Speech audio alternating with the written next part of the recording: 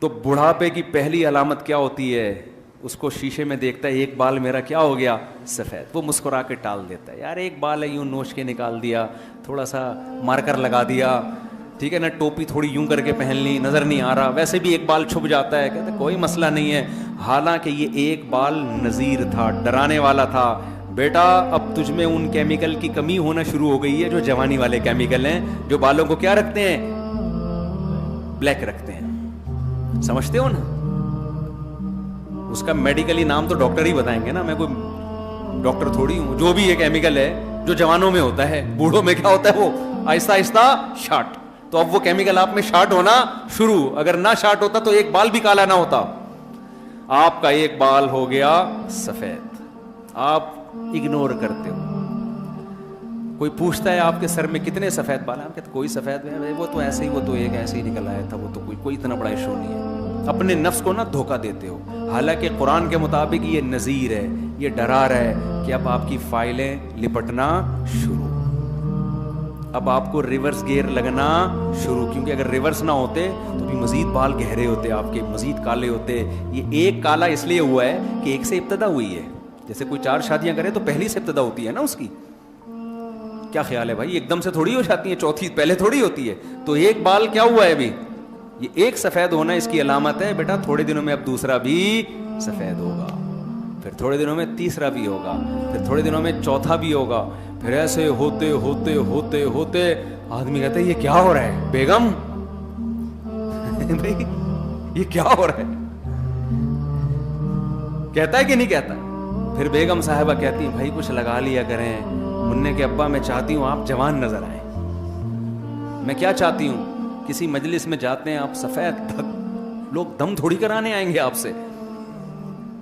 پھر بیوی کے کہنے پہ کالا کولا لگا رہا ہے، کوئی براؤن لگا رہا ہے، کوئی مہندی لگا رہا ہے، کچھ بھی لگا رہا ہے، پکڑا بہرحال جاتا ہے کہ بیٹا یہ اوریجنل نہیں ہے.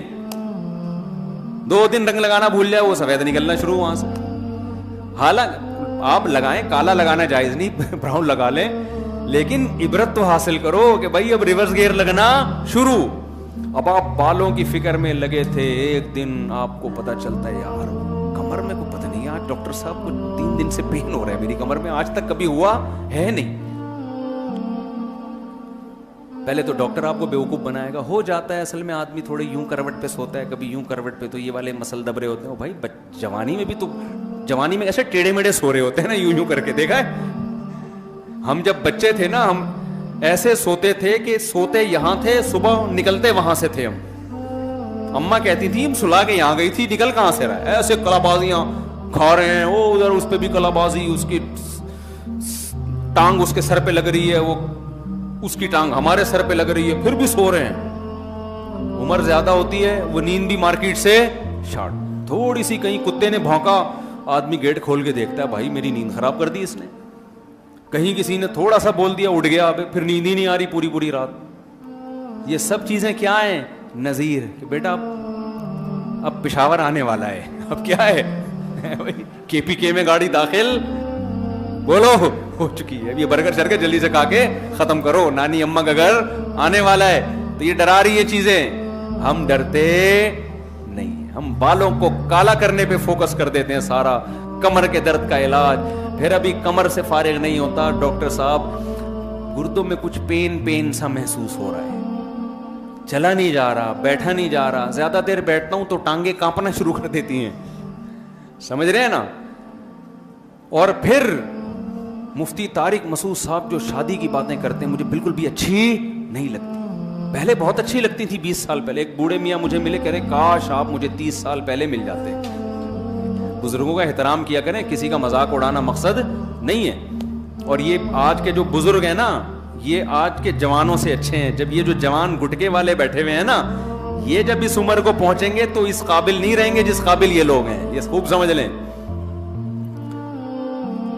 تو آج جو ہے نا گٹکے کھا کے جو آدمی 50-60 سال تک پہنچے گا، تو ہمارے ایک دوست تھے سگریٹ بہت پیا کرتے تھے، بہت زیادہ سگریٹ. ان کو ہم نے منع کیا یار نہیں پیو اتنی. ایک دن کیا ہوا، ہم سوئمنگ کے لیے گئے تو ان سے 2 دفعہ انہوں نے یوں کیا اور ایسے سانس پھول رہا تھا بہت زیادہ. تو مجھے کہنے لگے بھائی اب تو سب جگہ سے دھواں ہی نکل رہا ہے، میرے اتنی سگریٹ پی ہے اب میرے اندر پاور کیا ہو گئی ہے، ختم. تو وہ سوچو 25 سال کا وہ برباد ہو گیا سگریٹ پی پی کے. تو آپ کیا سمجھتے ہو آپ سگریٹیں اور گٹکے کھا کے 60 سال تک جوان رہو گے؟ یہ کھوپڑی سے آپ کے وہ نذیر 30 سال میں ہی آنا شروع ہو جائے گا. تو نذیر کیا ہے؟ ڈرانے والا کیا ہے؟ سفید بال. نذیر کیا ہے؟ کمر کا درد. پھر بلڈ پریشر اوپر نیچے. جوانی میں جتنے بھی انڈے کھاؤ بی پی ہائی نہیں ہوتا. آج کیا تھا 2 کے بجائے یا 3 انڈے کھا لیے, وہ تیسرا انڈا گلے پڑ گیا. ہوتا ہے کہ نہیں ہوتا؟ بی پی شوٹ کر گیا بھائی, 3 انڈے کھا لیے تھے. جوانی میں مٹھائی کے پورے ڈبے کھا جاتے. ہمیں بھی یاد ہے, مجھے رسگلے کھانے کا بڑا شوق تھا. ہماری اماں کھانے نہیں دیتی تھی رسگلے زیادہ, کہ بھئی کوئی کھانے کی چیز کھا, کوئی پراٹھا کھا, کوئی چاول کھا. بچے تو غلط چیزیں زیادہ کھاتے ہیں نا. تو مجھے اپنا ایک دن بہت اچھی طرح یاد ہے, ہماری والدہ 1 یا 2 رسگلے بہت زیادہ کھا لیے, ورنہ پھر وہ بھئی کھانا کھاؤ نا, جیسے مائیں کر رہی ہوتی ہیں کہ وہ رسگلے کھائے گا تو کھانا کون کھائے گا. مجھے یاد ہے ایک دفعہ کوئی بڑی تقریب میں ہم بیٹھے ہوئے تھے, رسگلوں کا ڈبہ لا کے رکھ دیا, میری والدہ بھی بیٹھی ہوئی تھی اور بھی رشتے دار تھے. اب جو ایسی پروقار محفل ہوتی ہے نا, اس میں مائیں بچوں کو اشاروں سے تو ڈانٹتی ہیں, سب کے سامنے ایسا نہیں کرتی. تو مجھے بہترین موقع ملا, میں نے جو رسگلے پھوڑنا شروع کیے نا, میں نے کہا بیٹا بعد میں پٹو, ابھی نہیں کوئی روکے گا تمہیں. والدہ کہہ رہی ہیں بس. اسی طرح جو ڈبو کے کھانے کا, بسکٹ کو ڈبو کے کھانے کا مزہ, وہ بھی مجھے اپنی والدہ کا یاد آتا ہے. وہ ڈبو کے کھانے والا لطیفہ تو بہت لوگوں نے سن لیا ہوگا نا, دوبارہ سنا دوں, وہ بہت لوگوں نے سن لیا ہے. وہ اصل میں اس واقعے سے متعلق ہے, تو پھر مجھے بتانا پڑے گا. وہ ایک آدمی کہیں رشتہ لینے کے لیے گیا, تو وہ ڈبو کے کھانے لگا, تو لڑکی کے ابا نے منع کر دیا, اس کمبخت کو بسکٹ کھانے کی تمیز نہیں ہے نا, چائے میں ڈبو کے پینڈوؤں کی طرح کھا رہے. تو انکار کر دیا. جب یہ گھر سے باہر نکلا تو اس نے اپنے ہوتے ہوتے رہ جانے والے سسر سے کہا کہ حضرت آپ نے رشتے کا انکار کیا, اچھا نہیں لگا, لیکن ڈبو کے کھانے کا اپنا مزہ ہے. بسکٹ چائے میں ڈبو کے کھاتے ہیں, تو مجھے بہت شوق تھا, اب بھی میں ڈبو کے ہی کھاتا ہوں. تو مجھے یاد ہے ہم کسی کے گھر گئے, تو وہ بسکٹ جو اتنے سارے رکھے ہوئے تھے, سارے میں نے ڈبو کے نا کھانا شروع کر دیا. اب میری والدہ مجھے کونیاں مار رہی ہیں, بھائی تو خیال کر تھوڑا سا, کسی کے گھر میں بیٹھے ہوئے. مجھے پتا تھا کہ زبردستی نہیں ہو سکتی یہاں پہ. اب جو میزبان وہ بھی خاتون تھی, وہ کہہ رہی نہیں بچہ ہے کھانے دیں, بچہ ہے کھانے دیں. اور میں گننا بن کے کیا کر رہا ہوں, دور سے میں نے نا, والدہ تھوڑا دور وہ کرتی ٹرے پر, وہاں سے کھینچ کے لاتا ادھر ڈبو کے. اس دن میں نے جو کھائے ہیں نا, پتہ نہیں پیٹ خراب ہوا کیا ہوا, ہم نے کہا یہ بہترین موقع ہے, یہاں والدہ زبردستی نہیں کریں گی. تو وہ دور تھا, اتنے بسکٹ ڈبو کے کھا گئے ہم. پیٹ خراب بھی ہوتا ہے تو خود ہی صحیح, اب ڈبو کے اتنے نہیں کھا سکتے, 2 4 6 بہت زیادہ کتنے کھا لیں گے. تو جوانی میں انسان پھوڑ رہا ہوتا ہے. ویسے بھی ہم بڈھے ہوئے نہیں ہیں معذرت کے ساتھ, لیکن بہرحال وہ والی بات تو نہیں ہوگی نا جو پہلے ہوا کرتی تھی 20 سال میں. پہلے تو کتا ہمارے پیچھے لگتا تھا, ہم کتے کے پیچھے لگ جاتے تھے. کتے کے لیے ہم سے جان چھڑانا مشکل ہو جاتا تھا. ہمیں یاد ہے اپنے اسکول کالج کا دور, کتا کہیں پیچھے لگا نا, لڑکے کتے کے پیچھے لگ جاتے تھے.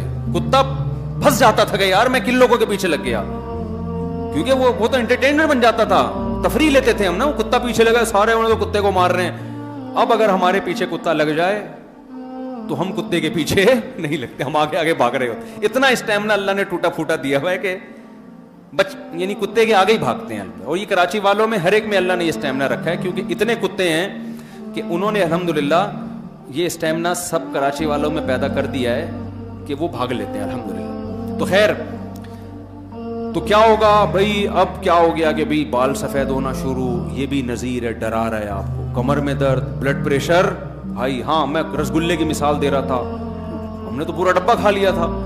اب کیا ہے بھائی, اب انسان ڈرتا ہے, یار 2 رسگلے کھا لیے, تیسرا کھایا شوگر نہ ہو جائے. ڈرتے ہیں نا یار کہیں شوگر نہ ہو جائے, یار یہ نہ ہو جائے, یار یوں نہ ہو جائے. تو کتنی احتیاطیں, یہ سب نذیر ہیں کہ بھائی اب وہ جوانی کے دور بولو گئے. اور ایک دور آئے گا صرف شادی کی باتیں رہ جائیں گی, ٹھیک ہے نا, باتیں کریں گے بیٹھ کے. ایک عمر ایسی بھی آتی ہے انسان کی, پھر باتیں بھی بری لگتی ہیں اس کو. کیا ہے, جیسے جیسے عمر, پھر بلڈ پریشر, پھر شوگر. کتنے لوگ پیشنٹ ہیں کہ جی ابا کو بلڈ پریشر کا مسئلہ ہو گیا ہے, علاج کرا کے تھک گیا, ڈاکٹروں نے کہا بھائی ان کو تو شوگر بھی ہو گئی ہے. ابھی شوگر کا علاج کرا ہی رہے تھے, بھائی یہ تو ہارٹ پیشنٹ بن گئے ہیں, بھائی یہ تو کڈنی کا مسئلہ ہے ان کا. بھائی یہ تو یہ مسئلہ، بھائی یہ تو یہ مسئلہ، لیور صحیح کام نہیں کر رہا. ایک دن اطلاع آتی ہے کہ جی آج ابا کا انتقال ہو. تو بھائی جیسے آپ کے میرے ابا کا ہوا، ہم بھی تو کسی کے ابا بنتے ہیں نا. تو کل ہمارا بھی کیا ہوگا؟ ہماری اولادیں کہیں گی آج ابا کا بی پی ہائی ہے، آج ابا کو شوگر زیادہ ہو گئی ہے، ابھی شوگر ٹھیک نہیں ہوگی، کڈنی کا مسئلہ کھڑا ہو جائے گا. یہ ایک ایک مسئلہ جو آئے گا نا قرآن کے مطابق، یہ ہر چیز نذیر ہے. ہم تو اس کو میڈیکلی ایک پرابلم دیکھ کے دوائیوں میں لگ جاتے ہیں. اصل میں تو اللہ بتا رہا ہے کہ پشاور اسٹیشن قریب ہے، بس پشاور اب آنے ہی والا ہے، اس کے بعد ٹرین آگے نہیں جائے گی. ایسا نہیں ہوگا. ایک آدمی جا رہا تھا نا پشاور، یا پشاور سے کراچی آ رہا تھا، تو ٹرین کراچی پہ رکی، دھلائی ہوئی، یہ برتھ پہ سوتا رہ گیا بیچارہ. اب دھلائی ہوئی ٹرین کی واپس پشاور جا رہی ہے. اب کیا ہوا ہے کہ جی نیچے والے آدمی سے اس نے پوچھا کہ یہ سمجھا کہ ابھی تک یہ تو سو رہا تھا نا، یہ سمجھا کراچی آ رہی ہے. تو آنکھ جب اس کی کھلی ہے، ٹرین دھل دھلا کے نئی سواریاں بیٹھی اور واپس پشاور جا رہی ہے ٹرین. اس نے نیچے والے سے پوچھا کہاں جا رہے ہو؟ اس نے کہا پشاور. تو خدا کا قدرت، سائنس کی ترقی، ایک ہی ٹرین ہے، اوپر برتھ کراچی جا رہی ہے، نیچے والی سیٹ پشاور جا رہی ہے. حیرت کی بات ہے، سائنس نے اتنا ترقی کر دیا ہے کہ ایک ہی ٹرین ہے، برتھ کہاں جا رہی ہے؟ کراچی، اور نیچے والی سیٹ پشاور جا رہی ہے. تو ایسے ایسے نیک لوگ بھی ہمارے ہاں الحمدللہ ہیں. خیر لطیفہ ہے. تو وہاں تو ایسا ہو سکتا ہے کہ آپ کی آنکھ لگ جائے اور ٹرین دھل دھلا کے واپس پشاور جائے، اور آپ کہیں نیچے والی سیٹ کراچی اور اوپر والی برتھ کراچی، نیچے پشاور. لیکن جب ہماری منزل آئے گی نا موت کی، تو پھر ایسا نہیں ہوگا کہ ہم سوتے رہ جائیں. فرشتہ آیا، اس نے دیکھا بندہ سو رہا ہے، ابھی اس کو مت چھیڑو، مس کر گیا وہ. صحیح ہے نا؟ ٹھیک ہے نا؟